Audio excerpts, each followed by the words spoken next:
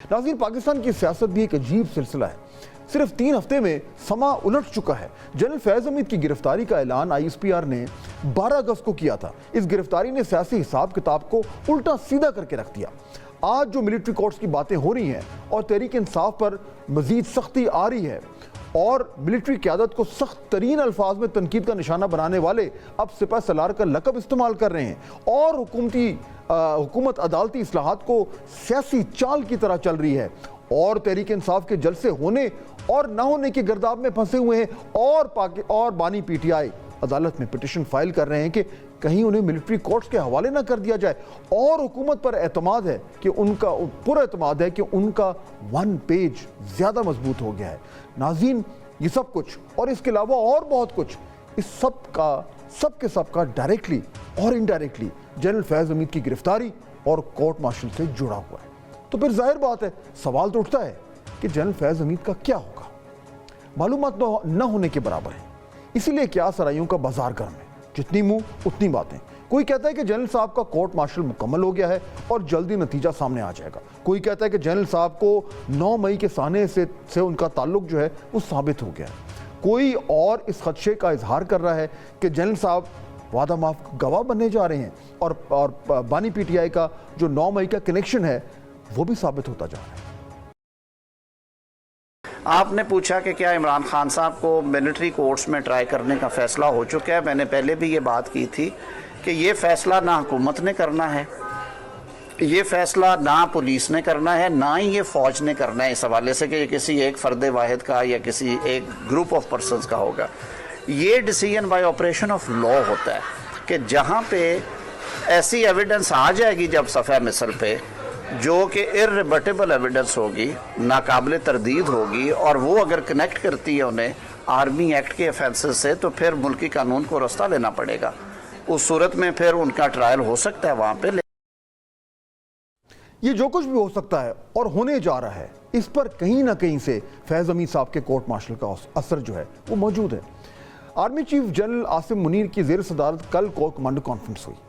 Conference کے اعلامیے میں خاص طور پر جو اندرونی احتساب ہے اس کا ذکر کیا گیا۔ اس میں یہ کہا گیا کہ پاک فوج غیر متزلزل عزم سے ایک مضبوط اور کڑے احتساب کے ذریعے اپنی اقدار کی پاسداری کرتی ہے، جس میں کسی قسم کی جانبداری اور استثناء سے کوئی گنجائش نہیں ہوتی۔ پھر اس میں یہ بھی کہا گیا کہ فوج میں موجود کڑے احتسابی نظام پر عمل درآمد ادارے کے استحکام کے لیے لازم ہے اور کوئی بھی فرد اس عمل سے بالاتر اور مستثنیٰ نہیں ہو سکتا۔ اور آخر میں انہوں نے فورم نے جو ہے وہ سائبر سیکیورٹی کے حوالے سے بھی جو ہے وہ بات چیت کی۔ اب یہ اشارہ جو ہے ناظرین بالکل صاف ہے، اور صاف اس لیے ہے کہ یہ فیض حمید صاحب کے کیس کی طرف جاتا ہے، اور اس کے ساتھ ساتھ اس کے ذریعے لوگوں کی یاد دہانی بھی کرائی گئی ہے کہ یہ احتساب کا عمل صرف جنرل فیض حمید تک محدود نہیں ہے، مگر معاملہ وہاں سے پیچیدہ ہوتا ہے جہاں احتساب اور ملٹری کورٹس آپس میں جڑ جاتے ہیں، خاص طور پر جب سپریم کورٹ میں ملٹری کورٹس کا معاملہ کئی مہینوں سے پھنسا ہوا ہے۔ سپریم کورٹ میں ملٹری کورٹ سے متعلق معاملہ کہاں کھڑا ہے؟ آئیے ذرا اس پر نظر ڈالتے ہیں۔ 20 مئی 2023 کو ISPR کا اعلامیہ آیا تھا، جس میں انہوں نے کہا تھا کہ 9 مئی میں ملوث افراد کے خلاف آرمی ایکٹ اور آفیشل سیکرٹس ایکٹ کے تحت کارروائی شروع کر دی گئی ہے۔ اس فیصلے کو اعتزاز احسن اور جسٹس ریٹائرڈ جواد ایس خواجہ نے سپریم کورٹ میں چیلنج کیا۔ اکتوبر 2023 میں سپریم کورٹ کے 5 رکنی بینچ نے متعلقہ فیصلہ دیا، جس میں ملٹری کورٹس میں شہریوں کے ٹرائل کو آئین کے خلاف قرار دیا گیا۔ اس فیصلے کو وفاقی حکومت، وزارت دفاع، پنجاب، خیبر پختونخوا اور بلوچستان حکومت نے انٹرا کورٹ اپیل کے ذریعے چیلنج کیا۔ بعد میں 6 ججوں کے بینچ نے 13 دسمبر 2023 کو یہ فیصلہ 5-1 کی اکثریت سے معطل کر دیا اور کہا کہ فوجی عدالتوں میں سویلین کا ٹرائل جاری رہے گا، لیکن فوجی عدالتیں اپیلوں کے فیصلے تک ٹرائل پر حتمی فیصلہ نہیں دیں گی۔ 29 جنوری کو جسٹس سردار طارق مسعود نے یہ انٹرا کورٹ اپیل 3 ججوں پر مشتمل کمیٹی کے پاس بھیج دی تاکہ اس لارجر بینچ کے سامنے سماعت کے لیے مقرر کیا جا سکے۔ 22 مارچ کو سپریم کورٹ میں فوجی عدالتوں کے خلاف انٹرا کورٹ اپیلیں سماعت کے لیے مقرر ہو گئیں۔ چیف جسٹس قاضی فائز عیسیٰ نے اپیلوں کی سماعت کے لیے نیا 6 رکنی بینچ تشکیل دیا۔ اس کے بعد جسٹس امین الدین کی سربراہی میں 6 رکنی بینچ نے مقدمے کی سماعت کی۔ اس بینچ نے 30 سال سے کم سزا پانے والوں کی تفصیلات طلب کرتے ہوئے فوجی عدالتوں کو محفوظ شدہ فیصلے سنانے کی مشروط اجازت دے دی اور ہدایت کی کہ ان کیسز کے فیصلے سنائے جائیں جن میں نامزد افراد عید سے پہلے رہا ہو سکتے ہیں۔ اس وقت اٹارنی جنرل کے مطابق 105 ملزمان فوج کی تحویل میں تھے، جن میں سے 20 لوگوں کو فیصلے کی روشنی میں رہا کر دیا گیا۔ اگلی سماعت پر نئے بینچ کی تشکیل کے لیے معاملہ ججز کمیٹی کو بھیج دیا گیا، جس کے بعد جسٹس امین الدین خان کی سربراہی میں 7 رکنی لارجر بینچ تشکیل دیا گیا، جس نے 8 جولائی سے کیس کی سماعت کرنی تھی۔ 11 جولائی کو اس کی آخری سماعت ہوئی۔ اس کے بعد سے سماعت جو ہے وہ غیر معینہ مدت کے لیے ملتوی کر دی گئی۔ اب صورتحال ناظرین کچھ ایسی ہے کہ معاملات یہاں پہ کھڑے ہوئے ہیں، اور یہ سپریم کورٹ کی طرف سے اب یہ انتظار ہے کہ اس کا فیصلہ کیا آتا ہے۔ اب یہ جو تمام تر معاملات ہیں یہ جڑتے ہیں آرمی ایکٹ کی جو سیکشن 2D1 ہے، یعنی جو سارا کا سارا ملٹری کورٹس کا معاملہ ہے یہ یہاں سے ڈیرائیو ہو رہا ہے۔ یہ ایکٹ کیا کہتا ہے یہ بھی ذرا امپورٹنٹ ہے، سنیے ذرا۔ یہ جو آرمی ایکٹ ہے 2D1 یہ کہتا ہے کہ اب یہ جو موجود مسئلہ ہے یہ آرمی ایکٹ کے سے متعلق ہے، چنانچہ وہ ایکٹ یہ کہتا ہے کہ وہ افراد جو اس ایکٹ کے تابع نہیں ہیں، جن پر اس ایکٹ کے تابع کسی شخص کو اس کی ذمہ داری یا حکومت سے وفاداری سے بہکانے کی کوشش کرنے کا الزام ہے، یا فوج فضائیہ کے کسی کام کے سلسلے میں اس کا ارتکاب کیا گیا ہے، ان کے خلاف سیکرٹ ایکٹ کے تحت مقدمہ چلایا جا سکتا ہے۔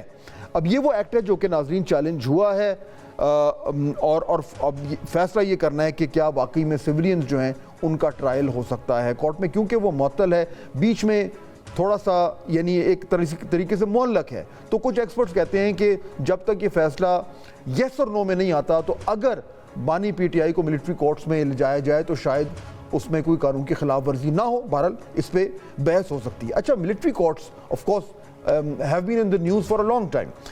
امپورٹنٹ ہے، تھوڑا سا آپ کو میں بیک گراؤنڈ بھی دے دوں کہ یہ معاملات کب سے ہماری سیاست کا کہہ لیں یا جوڈیشل ہسٹری کا حصہ ہیں۔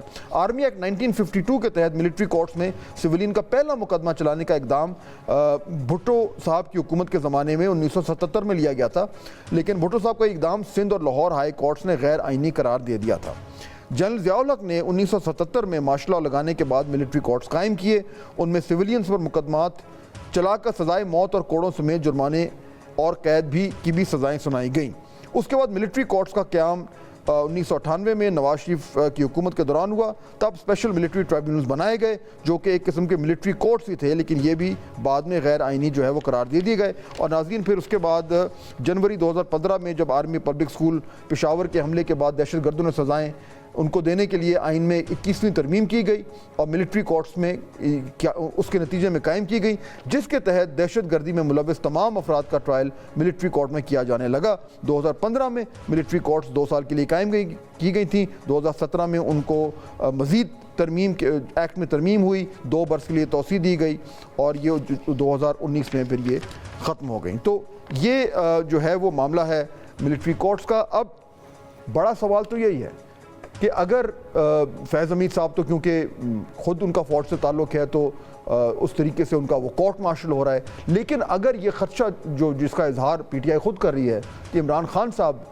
سے اگر کہیں سے کوئی کنیکشن جڑا فیض حمید صاحب کا اور ان کو ملٹری کورٹس میں ٹرائی کرنے کے لیے کو فیصلہ ہوا، تو اس صورتحال میں اس کا قانونی جو ہے وہ اس کے پہلو کیا ہوں گے، کیا وہ لیگل ہوگا؟ پاکستان تحریک انصاف تو آلریڈی کہہ چکی ہے کہ وہ اس معاملے کو چیلنج کریں گے اگر ایسی کوئی صورتحال ڈیولپ کی۔ کیا معاملہ ہے، کیا ہو سکتا ہے، اور کیا واقعی میں یہ جو خدشہ ہے پی ٹی آئی کا یہ درست ہے، اس پہ ذرا بات کریں گے۔ ہمیں جوائن کر رہے ہیں پاکستان کے مشہور اور مایہ ناز وکیل ہیں جناب معیز جعفری صاحب، ان سے ہم بات کریں گے اس بریک کے بعد۔ اور اس کے بعد ہمیں جوائن کریں گے جناب علی محمد خان صاحب، ان سے پوچھیں گے کہ کیا واقعی میں پاکستان تحریک انصاف کے پاس کوئی ٹھوس شواہد ہیں، کوئی انفارمیشن ہے جس کی بنیاد پر وہ یہ سمجھتے ہیں کہ خان صاحب جو ہیں شاید ان کو ملٹری کورٹس میں لے کے جایا جائے۔